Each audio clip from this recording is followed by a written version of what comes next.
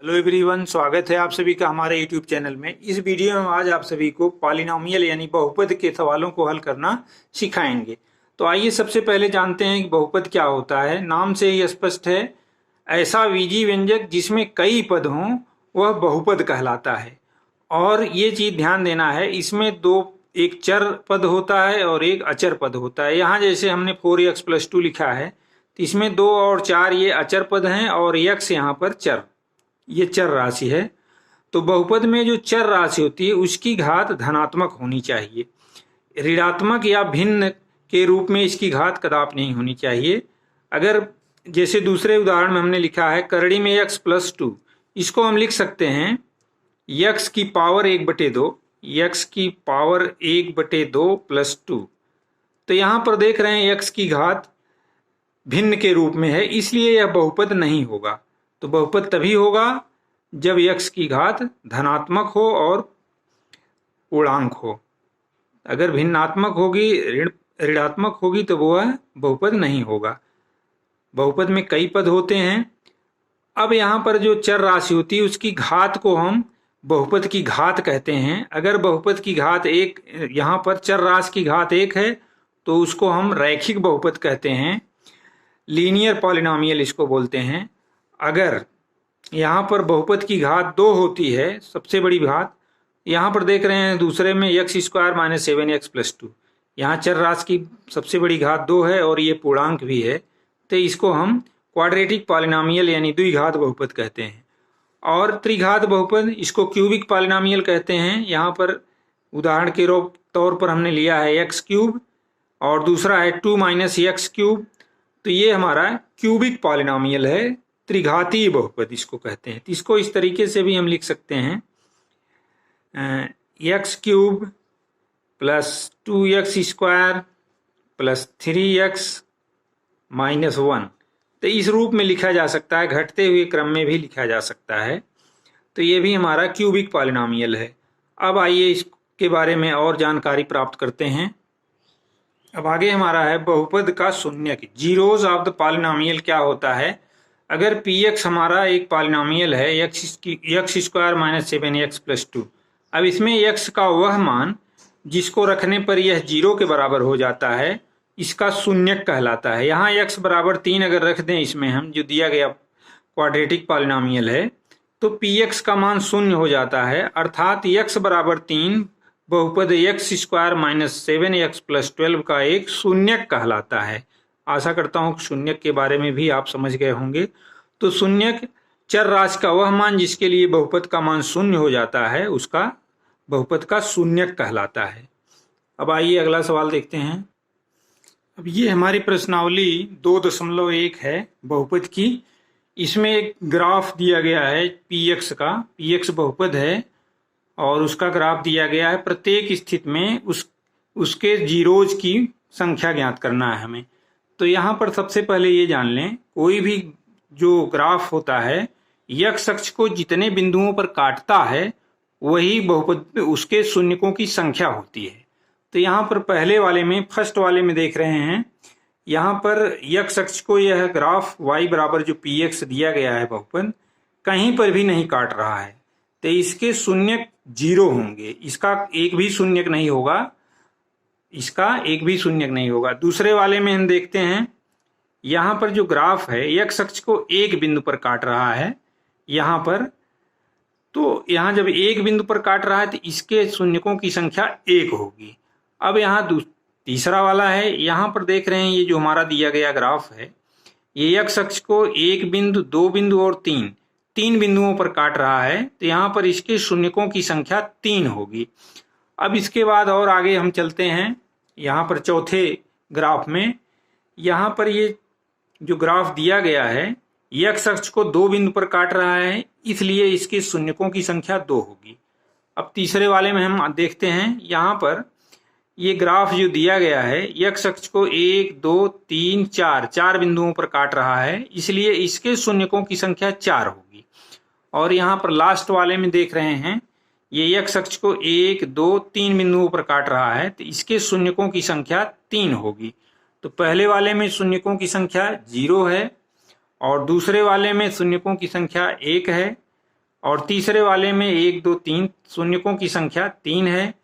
अब इसमें चौथे वाले में इसमें शून्यकों की संख्या 2 है और पांचवें वाले में 1 2 3 4 शून्यकों की संख्या 4 है और छठे वाले में 1 2 3 शून्यक हैं। तो इस तरीके से अगर कोई ग्राफ दिया गया है तो हम कितने उसके शून्यक होंगे इसको बहुत आसानी से ज्ञात कर सकते हैं। आशा करता हूं कि वैसे ग्राफ में शून्यकों की संख्या अगर पूछी जाएगी तो आप सभी उसको निकाल लेंगे। अब आइए देखते हैं किसी बहुपद के शून्यकों और गुणांकों में क्या संबंध होता है।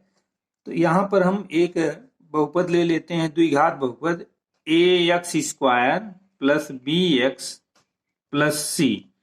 ये हमारा एक बहुपद है। px बराबर ax² plus bx plus c एक बहुपद है जहां पर a b c इस बहुपद के गुणांक हैं और x के वे मान जिसके लिए px बराबर 0 होगा इसके शून्यक कहलाते हैं। तो मान लीजिए x बराबर अल्फा और बीटा इसके दो मान हैं जिसके लिए px का मान 0 होगा, तो अल्फा और बीटा इसके जीरोज होंगे और a b c इसके शून्यक होंगे।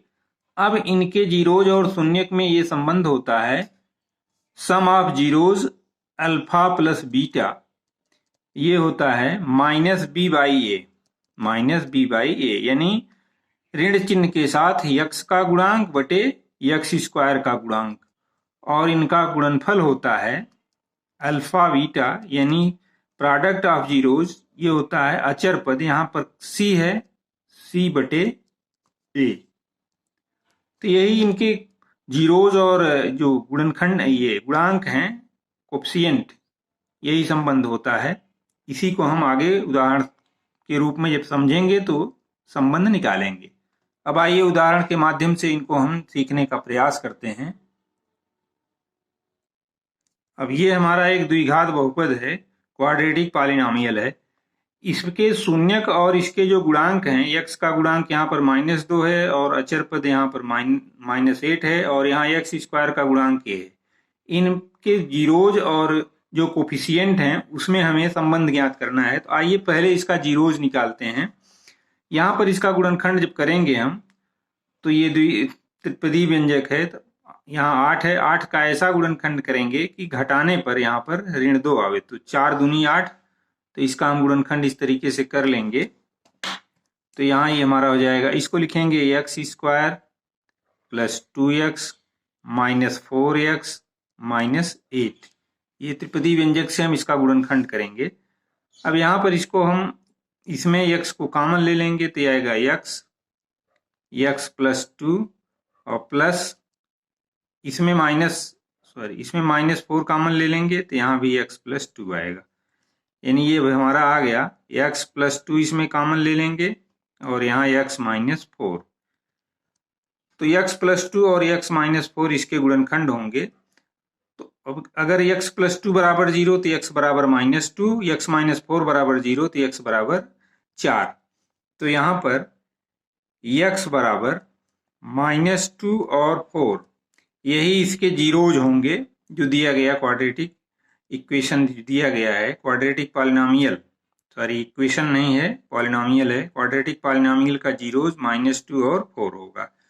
अब यहाँ पर हम सम ऑफ जीरोज यानी -2 और 4 देख रहे हैं कितना है, -2 प्लस 4 यानी अल्फा प्लस बीटा यहाँ देख रहे हैं। Sum of zeros alpha plus beta बराबर यहाँ आ जा रहा है 2। अब यहाँ पर हमारा अल्फा प्लस बीटा बराबर 2 आ जा रहा है और यही x का गुणांक है। x का गुणांक यहाँ -2 है और यहाँ पर तो हम जानते हैं अल्फा प्लस बीटा बराबर माइनस x का गुणांक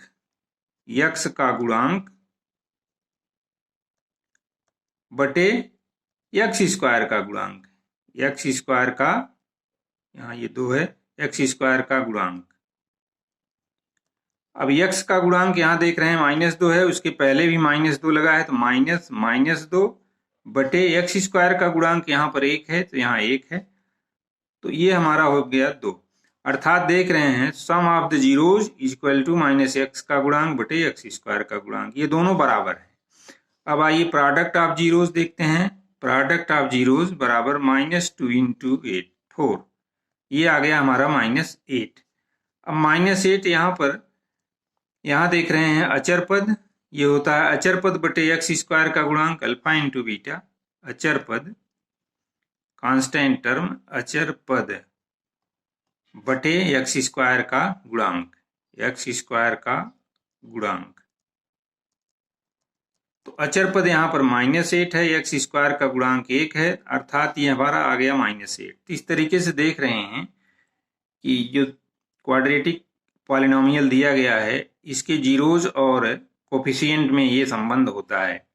तो आशा करता हूं कि ये संबंध आपकी समझ में आ गए होंगे। अल्फा प्लस बीटा बराबर -x का गुणांक बटे एक्स स्क्वायर का गुणांक, कोफिशिएंट ऑफ -x बटे कोफिशिएंट ऑफ एक्स स्क्वायर, और alpha into beta product of zeros equal to constant term divided by coefficient of x square. तो इस तरीके से हम ऐसे संबंधों को ज्ञात कर लेते हैं। अब हम यहाँ पर द्विघात बहुपद यानी क्वाड्रेटिक पॉलिनोमियल बनाना सिखाएंगे जिसके जीरोज के योगफल और गुणनफल ज्ञात हों।